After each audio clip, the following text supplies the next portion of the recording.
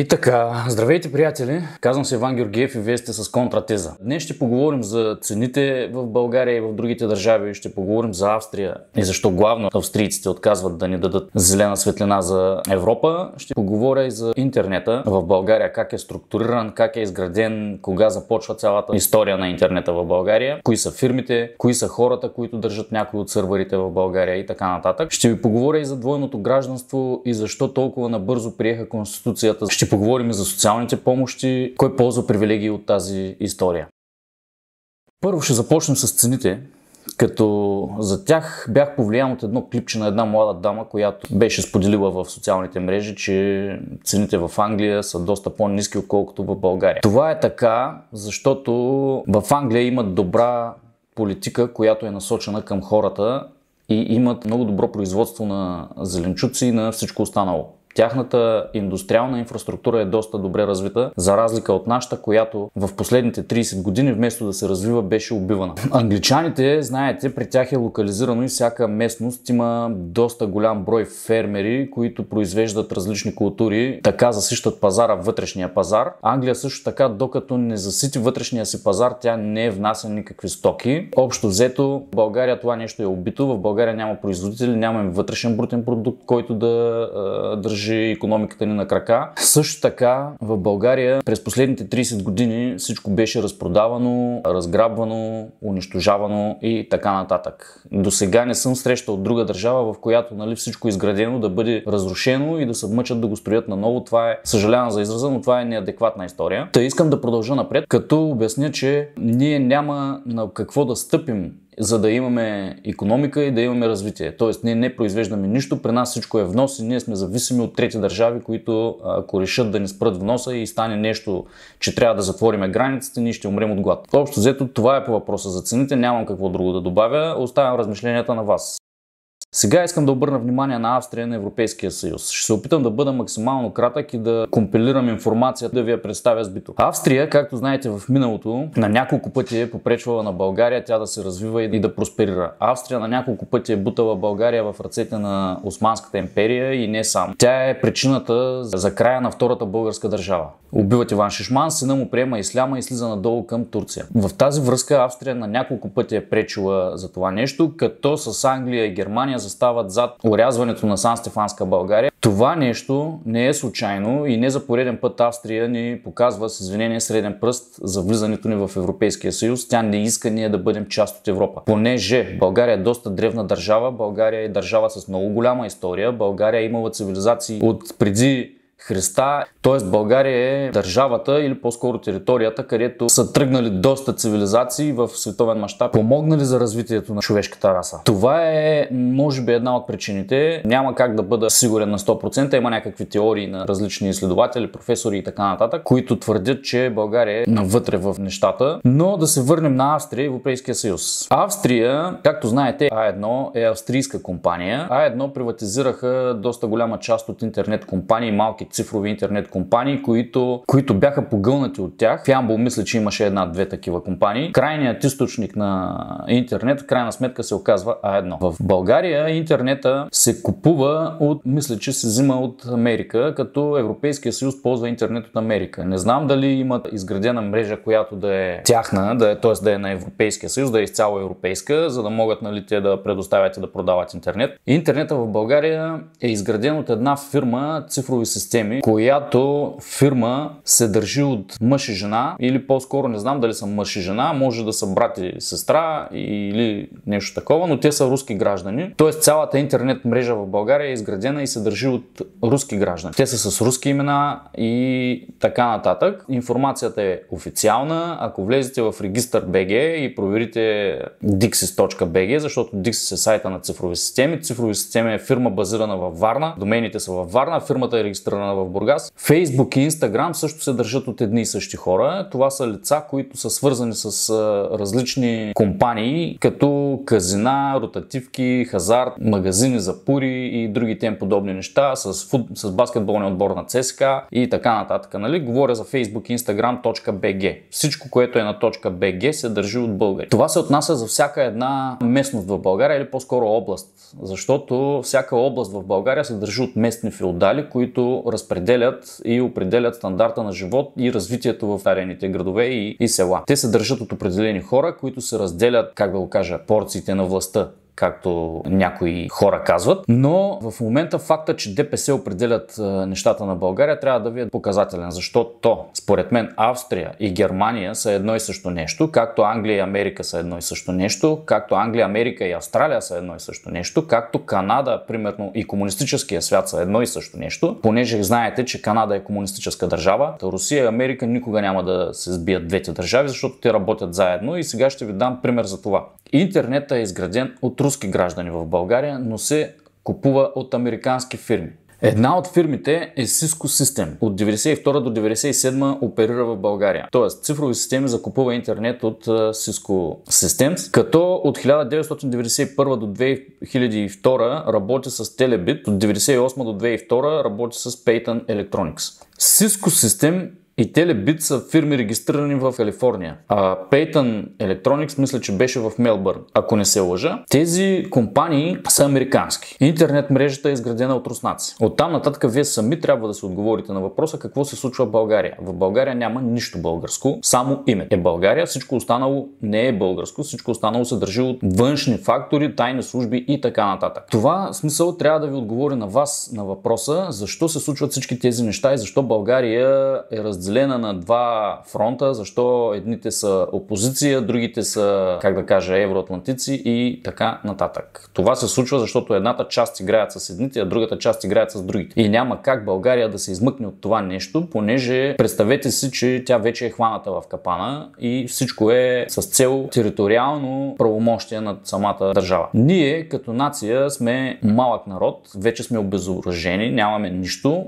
нямаме дори икономика, т.е. нашата държава е на път да изчезне. И това са факти, това не е измислица. Нашата държава е на път да изчезне.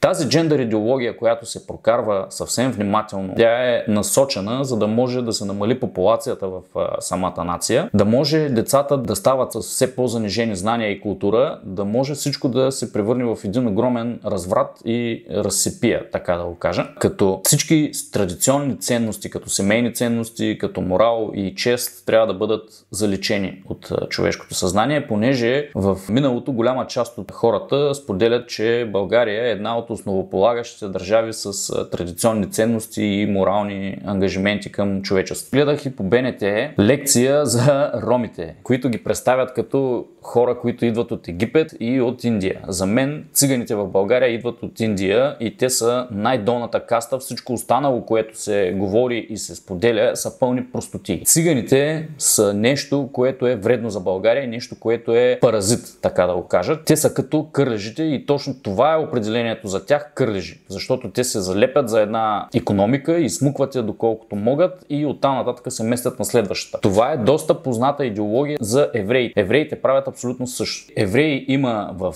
Америка, евреи има в Англия, евреи има в Италия, евреи има навсякъде по света, защото те са католици. Римската империя, знаете, е била най-мащабното нещо в световен мащаб. Ние сега в днешно време сме част от Римската империя. Америка е Римската империя, така си го представете. Та ще ви дам пример защо в историята никога Русия не е била нападана от Римската империя.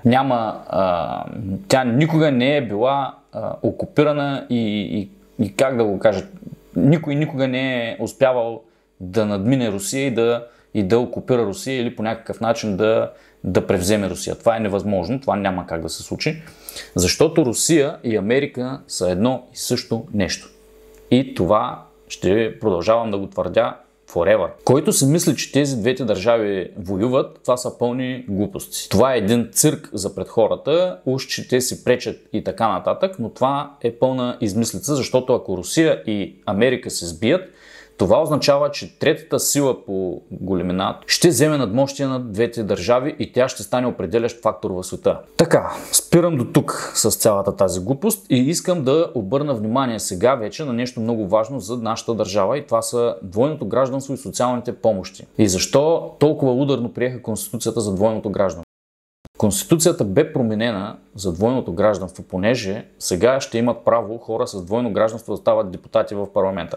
Нещо много вредно за България, нещо, което не трябва да бъде допускано и не знам защо всички хора стоят, мълчат и нищо не казват по тази тема. Като имайте на предвид, че в момента всякакви хора с двойно гражданство ще могат да се кандидатират за депутати, премиери и така нататък и те да управляват държавата. Това е много грешно, много вредно и не е добре за нацията. Да, има хора в Америка, които са с двойно гражданство и така нататък, но ако някой иска да става премиер на тази държава или да бъде някакъв депутат в тази държава, той трябва да е на 100% български гражданин. Това двойно гражданство означава, че в най-скоро време планират България да бъде отцепена от ръцете на българския народ и да бъде предоставена на трета сила, предполагам това е Турция. Защото ДПС, виждате, доста се активизира в политическите процеси и така нататък. Те ударно променят конституции, правят закони и това нещо е вредно за всички вас, българи. И това е лошо за националния интерес на България. Тук за мен, даже бих казал, че съм горд с това, че не съм политически ангажиран, дори съм политически безпристрастен. За мен всички политически партии, които се създават в България, било то СДС, БСП, ПП, ДБ и там всички ДПС-та, МПС-та и останали всички в миналото НДСВ-та и какви ли не. Те са 10 000 партии, а ние сме една шепа народ с толкова много политически партии. Това всичко е, как да ви кажа, една част от партиите се създават за източване на пари, другата част от партиите се създават с цел разсейване на обществото, разсейване на вота избирателния. Създават се с цел да може народа да бъде объркан, да се чуди кои са по-добри и така нататък, а всичките са едно и също нещо. Те се захранват и се съставят от едни и същи хора и едната част са проамерикански, другата част са проруски. Някои казват, нали, ама това посолство, това. И двете посолства, и руското, и американското, са намесени в управлението на България, защото за Русия Черно море е изключително важна точка в геополитическия план. Нито Америка, нито Русия ги вълнува какво се случва с България. И изобщо, за Русия е важно Черно море, за Америка е важно те да бъдат близо до Русия. Като по този начин контрола ще стане изцяло техен, а те няма да воюват никога.